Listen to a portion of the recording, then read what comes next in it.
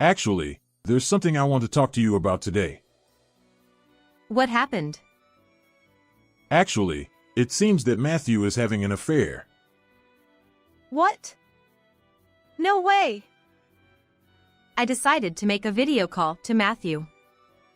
Then, for a moment, the secretary next to Matthew appeared on the screen. Matthew, how's the trip going? We're having fun in a pair. Huh? Wasn't it supposed to be a trip for 3 people? Oh, that? Ah, yeah. One person got sick and couldn't come. Is that okay now? I'm keeping my friends waiting.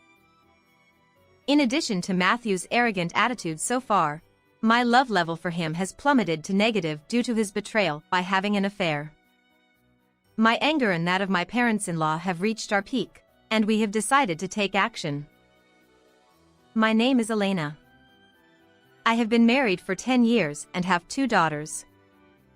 I am leading a happy married life.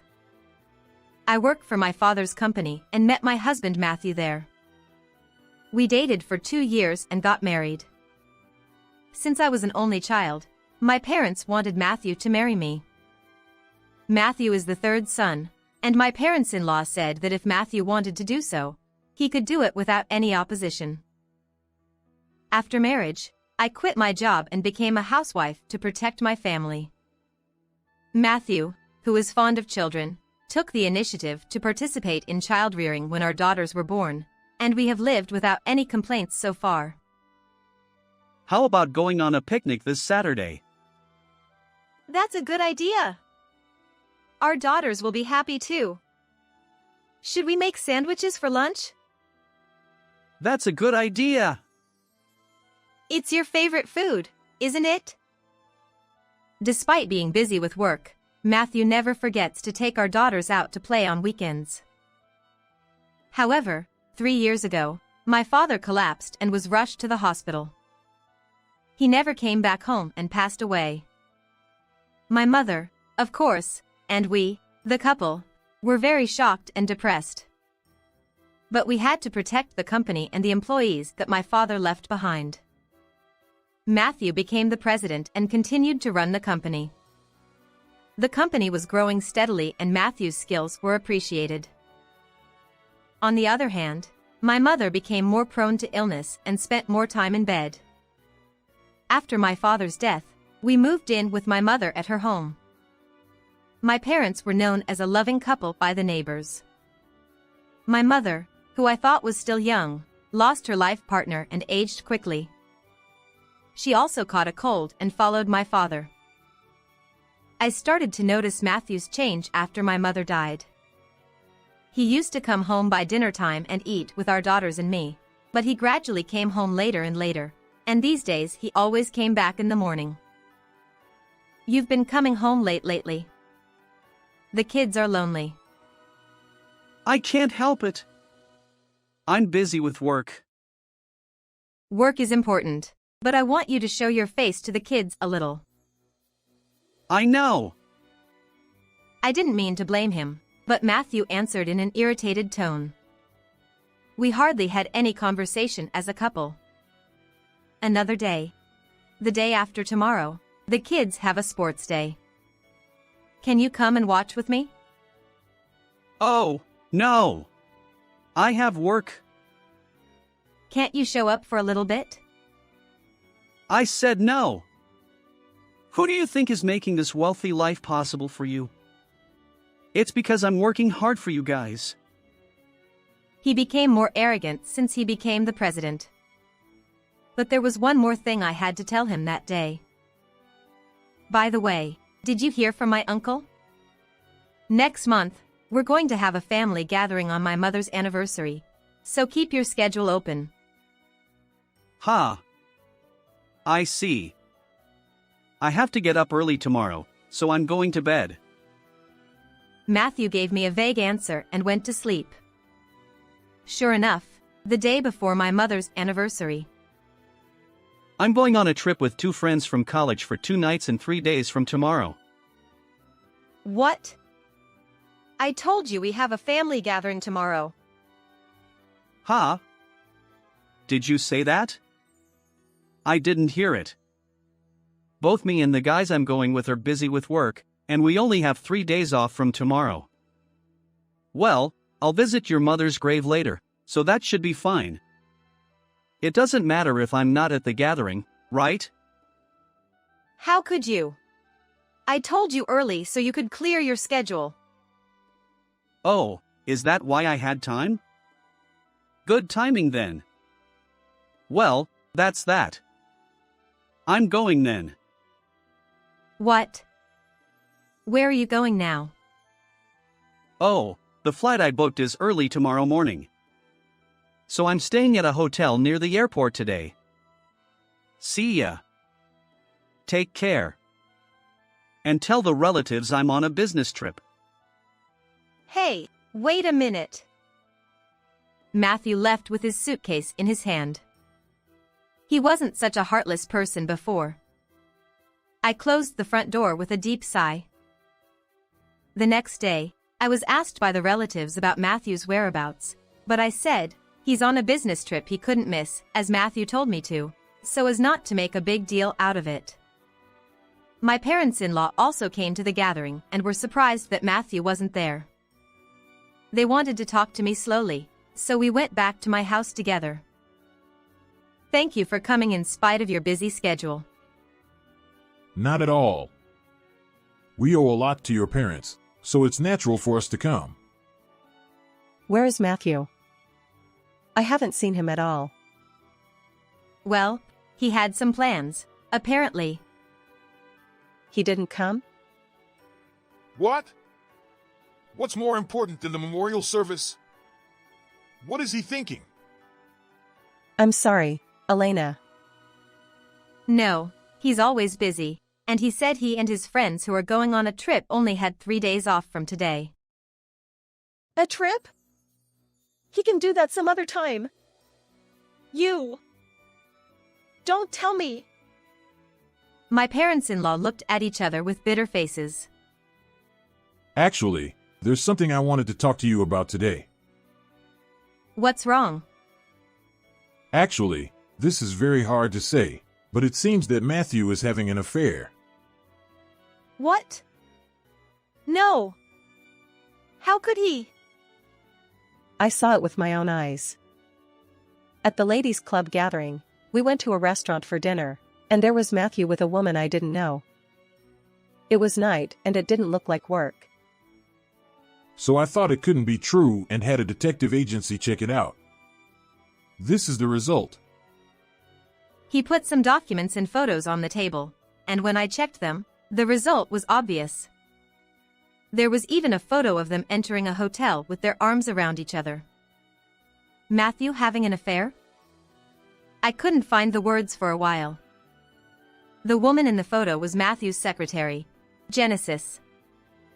Genesis was supposed to be married.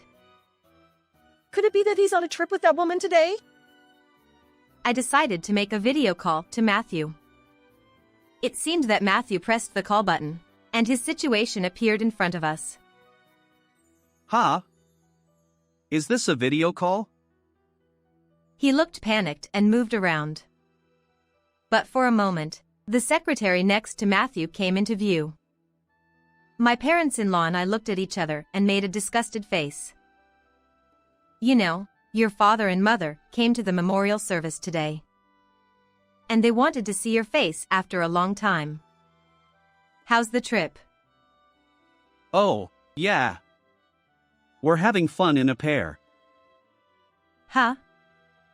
Wasn't it supposed to be a trip for 3 people?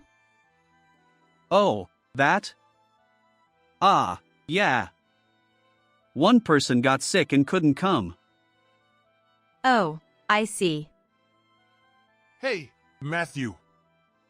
You, going on a trip on Elena's mother's anniversary and not attending the gathering. That's not acceptable as a son-in-law. I told you, I couldn't help it. I'll visit the grave later, so that should be fine. Hey, Matthew! That's enough, okay? I'm keeping my friend waiting. Let's talk when I get back. Matthew ended the call unilaterally. I hate people who do things half-heartedly like this. I can't forgive him just because he's my son. It's rude to Elena and the grandchildren. If Elena wants to divorce him, I think there's no choice. I was aware of the anger bubbling up inside me. I called my daughters and asked them how they felt about living apart from their father. How do you feel about not being able to live with your dad from now on? I don't mind. He was always like he wasn't there anyway. He doesn't play with us, and he doesn't come to our sports day or open class day. We don't need him. My daughters were cooler than I expected. My love level for Matthew had plummeted to negative due to his arrogant attitude and his betrayal of the family by having an affair. My anger and that of my parents-in-law had reached their peak, and we decided to take action. And then, the day Matthew came back home, my cell phone rang. I answered the phone slowly. Hey! Where are you? What's this divorce paper on the table? Huh? Don't you understand? We're getting divorced. What do you mean, all of a sudden? Why are we getting divorced? Why don't you think about it yourself? Don't you have any idea? You're having an affair, aren't you? Matthew, who thought I didn't know about his affair, was defiant all the time. That's ridiculous. You're being unreasonable. And where did you put my stuff in the study? Oh, I sent your personal belongings to your new place. They're probably being unloaded by now, don't you think? What? New place? What are you talking about? Before I could answer, he seemed to get another call. Wait a minute. He put the call on hold. After a while, I heard Matthew's angry voice. What have you done to me? Why did you send my stuff to Genesis's house? Genesis's husband was furious and called me angrily. That's why. I just sent it to your next place. That's nonsense. Where are you now? I'm at your parents' house, you know? Good. I'm coming over there. About an hour later, I heard Matthew coming into the house roughly from the front door. Listen to me. Elena is crazy. She accused me of having an affair and sent my stuff to my secretary's house. That's so annoying. The annoying one is you. You are really having an affair, aren't you? Wait a minute. Are you also on Elena's side, Dad? I was the one who confessed your affair to Elena. This is the proof. He shoved the investigation results from the detective agency in front of Matthew. The evidence photos fell out of the envelope, and Matthew was stunned. No! This is... Before Matthew finished speaking, his cell phone rang. You should answer the phone, shouldn't you? Matthew checked the phone as if he came to his senses. He looked hesitant to answer or not. I'll answer it for you. I took the cell phone from Matthew's hand and touched the call button. I also turned on the speaker mode. Matthew, my husband found out everything. I'm going to be divorced, so make me your wife as you promised. It was my dream to be the president's wife, and I have no problem divorcing my current husband. But your wife is so annoying, sending your stuff to my house. As I was about to say something, my father-in-law started to speak in an angry tone. I was the one who sent Matthew's stuff to your house, you know? Elena just agreed to my plan. Huh? Who? Matthew? Is that you? I'm Matthew's father. And I'm Matthew's wife. You admit to the affair, don't you? I'll sue you for alimony through a lawyer later, so be prepared. What? But you're going to divorce him, right? Then I'll be the president's wife, and I can pay you any amount of alimony. I sighed at her frivolous words. Meanwhile, Matthew was hanging his head with a pale face. And no wonder. He had to face the claims for child support and alimony from me, and the claim for alimony from his lover's husband. I asked a lawyer to handle the divorce and the claim for alimony later. Matthew, who was brought to the office by his parents-in-law, looked exhausted. He must have been scolded harshly by his father-in-law. Actually, my father and my father-in-law were colleagues who worked hard together at the same company when they were young. My father told me that my father-in-law supported his independence. They were very excited when their children got married. That's why my father-in-law couldn't forgive his son's infidelity. Matthew was urged by his parents-in-law to fill out the divorce papers and sign the documents for the claim for alimony and child support. On the other hand, his lover agreed to pay the alimony with a smile, thinking that she would become the president's wife. I had a lot to say, but I decided not to say anything at the scene, because this silly woman was ridiculous. And then I submitted the divorce papers and the divorce was finalized. After that, the results of the investigation that I had been conducting in the company came up. Chairman, the investigation results are ready. Thank you for your hard work. How did it go? As expected, some employees had witnessed Matthew and his secretary flirting in the president's office during working hours. It seemed to be a rumor in the company. At the board meeting, we discussed the investigation results and decided to dismiss Matthew as president and fire his secretary, as the chairman myself said that their behavior was detrimental to the company's discipline. After my father's death, I became the chairman of the company and Matthew became the president, according to my father's wishes. I had promoted him for his management skills, but he must have misunderstood his position as soon as he became president. As for Matthew and his secretary after that, Matthew had told his secretary that she would become the president's wife someday, and she believed him and was happy when they met at the lawyer's office. But Matthew was dismissed as president and kicked out of the company, becoming unemployed.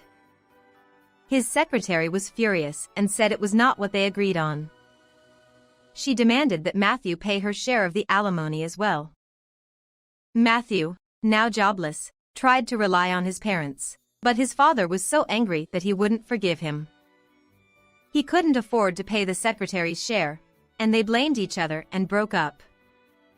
The secretary apologized to her ex-husband over and over, but he wouldn't accept her, and she eventually disappeared somewhere. And Matthew managed to get a job at a small company, but he was abandoned by his parents and lived alone in a shabby apartment. I kept getting apology calls and messages from Matthew, but I had nothing to say but too late. I answered the phone once. Elena, I'm really sorry. I'm a mess. The kids must be lonely, right? I'm done with Genesis. Let's live as a family like before. I asked my daughters who were watching TV in the living room. Hey, your dad says he wants to live with us again. What do you think? Gross. We don't need Dad. Did you hear that? The kids don't need you either. Let's end this here. Hey, wait a minute. I hung up the phone. I never answered the phone again. As for me, I'm the chairman and president of the company my father founded, and I live a busy but fulfilling life every day. My daughters don't want to see Matthew, but they see their grandparents often. When I'm busy with work, my former parents-in-law are very supportive and I'm very grateful. This weekend, we're going to an amusement park with my children and my former parents-in-law, as my eldest daughter suggested. Did you feel refreshed? If you like and subscribe to our channel, it will motivate us to make more videos. Please watch our next video too.